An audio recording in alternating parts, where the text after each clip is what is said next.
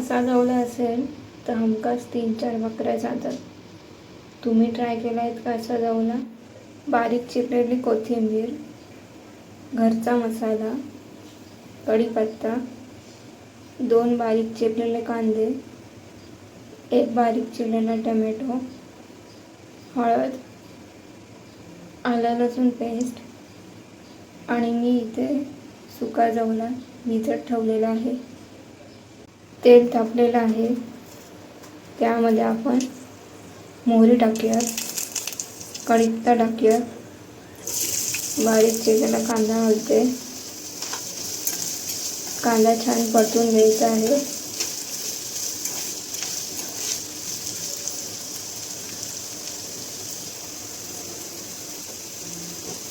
आता यामध्ये बारीक चिरलेला टोमॅटो घालत आहे. सर्व मिश्रण छान मिक्स करून घ्यायचं आहे.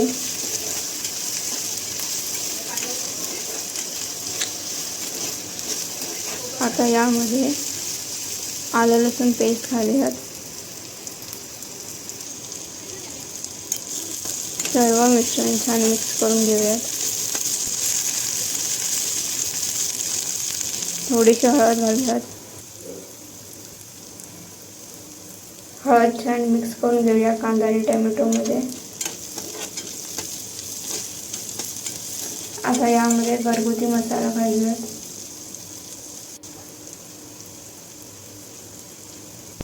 सर्व मिश्रण छान मिक्स करायचं जेणेकरून मसाला व्यवस्थित कांदा आणि टोमॅटोला लागला हवा. आता यामध्ये भिजवलेला सुका जवला घालूयात.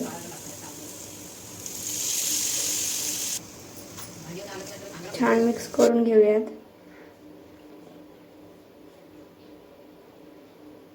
आता यामध्ये चवीपुरतं मीठ घालूयात.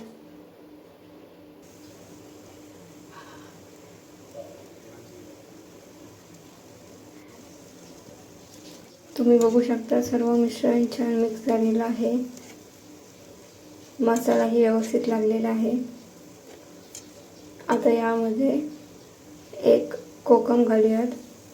तुम्ही तुमच्या आवडीनुसार घालू शकता. थोडंसं पाणी घालूयात आणि सगळं छान मिक्स करून घेऊयात.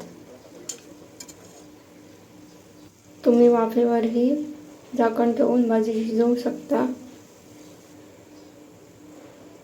आता आपण यावर कोथिंबीर घालूयात आणि भाजी व्यवस्थित मिक्स करून घेऊयात.